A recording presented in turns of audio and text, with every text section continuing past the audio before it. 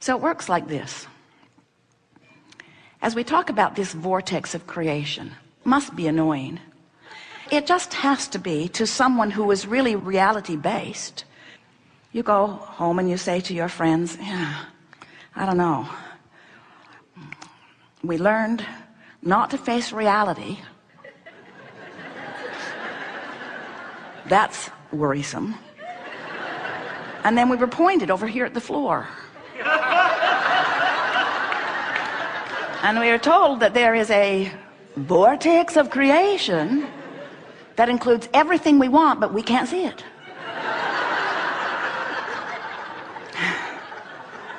It was a little like smoke and mirrors.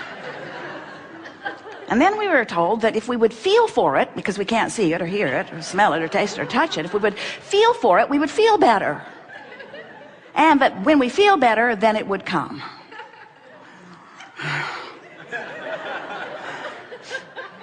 Hard to accept that, isn't it?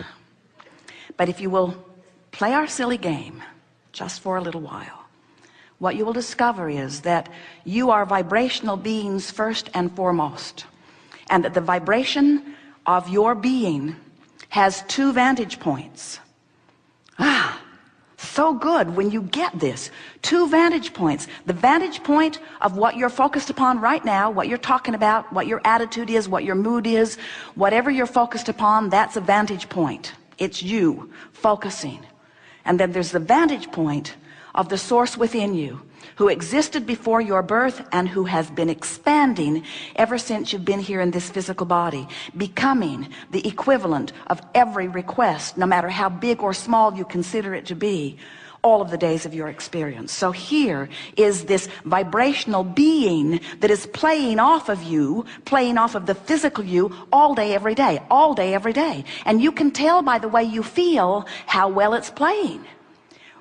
If you are having a joyful moment, there is no vibrational difference between you and you. You are so in sync. You're in this physical body, but you have set up no vibrational hindrance or resistance. And so you've got full flowing of the wholeness of all that you are flowing through you in this moment. And you're clear-minded, you're on point, you're vital and alive.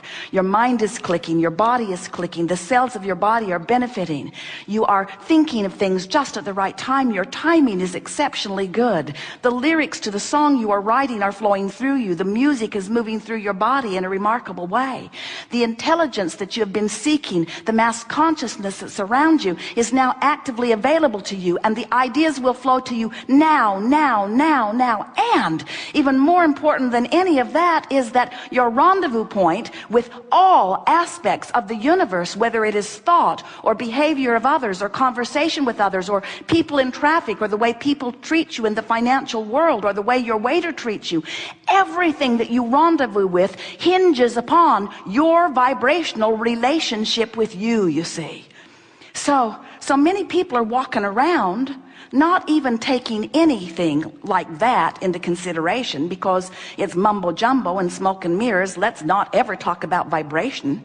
Let's just talk about manifestation. Physical humans say, let's just monitor it. Let's just observe what is. Let's make lists of it. Let's document it and pigeonhole it and make documentaries about it and statues and monuments about it. And let's keep what is alive, the manifestation, as far as it's gone. Let's keep it alive in the minds of everyone who come, and we say good luck on that, because those new ones coming in have a whole different vibrational mindset, because they are up to speed with everything that you've been asking for. They're born MP3 ready. They are born understanding that they are vibration much more than you, who have been focused upon the physical reality for so long.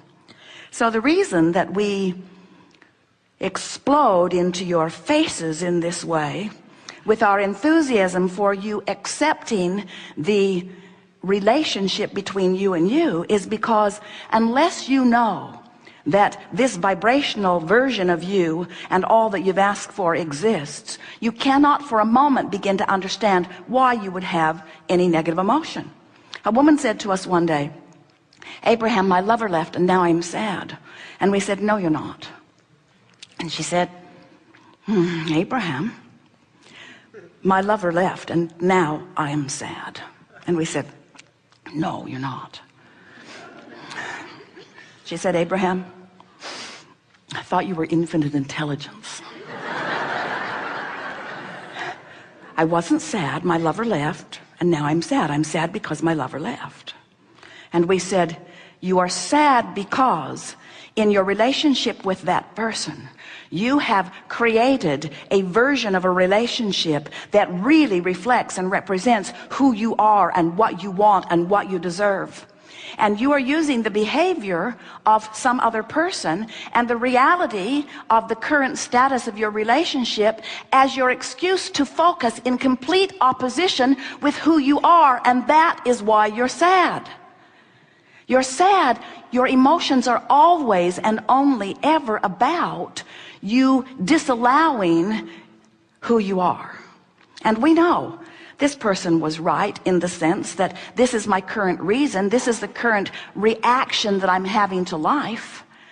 But we want to suggest to you that while it is the most normal thing in the world to live in your world and to interact with those around you and to react or respond to what is happening, that if you will decide, rather than to be reactive, to be proactive, rather than react to what's happening, to let what happened cause you, and it will automatically, to take the bounce, because when you know what you don't want, you know what you do want every single time. There is this vibrational law that says to the degree that you don't want it, there is an equal degree to which you do want it. To the degree that you don't want it, there is an equal degree to which you do want it. In other words, if you sort of don't like that, you sort of want something. But if you really, really, really don't like that, then you really, really, really, really want something. It is always an equal and proportionate vibrational bounce.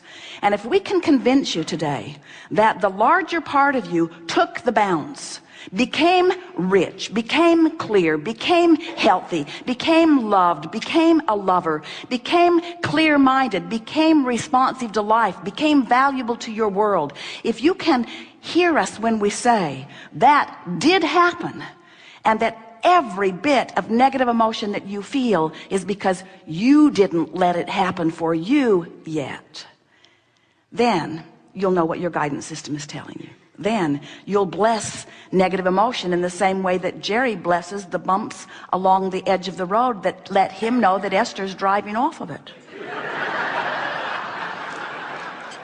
Well, the bumps don't bother Esther. She sort of thinks of them as a friend who will respond to her in every moment. Jerry sometimes gets lost back in the back of the bus, and Esther's up there all alone, but she's always got her bumps, who will always say, yes, Esther, we are aware of you as you are driving off into the bar pit. You have this guidance that is letting you know where you stand in every moment in relationship to who you have become. And those are the words that we really want you to hear. To who you have become, not to a standard that someone else has set, not even to the standard that you held when you made the decision to come, because it has evolved much further since you got here. To the standard of who you have become, and anything less than that will not feel good to you. To the standard of who you have become, and anything less than that will not feel good to you. Hi. I knew you were going to be ready for my question. You just answered one of my other questions about trust and trusting that I'm receiving from source rather than making it up or thinking it. So that was great. Well, you're never making it up. You're always getting it from somewhere. Yeah. But the question is, do you want what you're getting? It's like going to a restaurant where the food is never good and wanting them to give you something good. You might want to go to a restaurant where the food is good to get something that's good. It's sort of the same. A few times when I've meditated, or quite frequently, I get to a place where, and you've talked about this before, where I start to feel a swooning. And it's exciting because Don't let it be. Don't let it be exciting, and don't get your head wrapped around it too much, because you'll slow it down. Well, that's exactly what happens, Yeah. is that I'm like, oh, this is exciting. And then I'm like, oh, it's also a little scary. Your attention on it gets in the way of it too. So you just have to be soft and willing. Esther remembers those early feelings, and she discovered if she would offer the thought, I am ready, I'm ready, or I'm willing. And the key is, this is not just the key in effective meditation, which is really the beginning of so many wonderful things for you. This is the key to creating anything that matters to you. Don't put so much effort in it. That's why we explain to you the creative process. Step 1, step 2, step 3. 1 is ask. 2 is source answers. 3 is you got to receive it. You got to allow it. So if you're asking, you're not allowing. And so if you get too heady about it, you're in the way of it. If you're trying too hard, you see. So sort of kick back and cool your jets and relax and let it be loud before you hear it. In other words, don't say, oh, I think Source is talking to me. Wait. Shh. I think Source is talking to me. What? Because by then it's gone. Just listen. It's not going anywhere. We haven't got anything to do but you. Just relax and listen. And let it be what it is. And don't try to make it be more than what it is. Here's a good thing to say. Don't try to be readier than you're ready. Don't fake it. Don't pretend it for someone else. Don't rush it. Let it be whatever it is, because whatever it is enough. And you know why? Because it's got to be. It's got to be enough, because it's all it is. You can't make it more. You can't make yourself readier by trying harder. You'll make yourself less ready by trying harder. Meditation is quieting the mind, not thinking about quieting the mind. It's quieting the mind. It's not being mad that you haven't quieted your mind. It's quieting the mind. It's not, oh, there, I think I heard something. That's not quieting the mind. That's jumping in too soon. Just relax. This is a good thing. When you wake up in the morning, stay in bed while the bed's moving a little bit. Or in the night if you wake up. It's a nice thing. In other words, just relax. We're just going to jump in with this just so that we make sure that we punctuate this. Effort is not the friend of the receiving mode. Effort is the response of someone trying to make something happen rather than allowing something to happen. Because when you tap into this energy, then you have the leverage of the energy that creates worlds working with you. It'd be like when you're moving your vehicle down the highway, you never feel the impulse to get under the hood and work with the belts a little.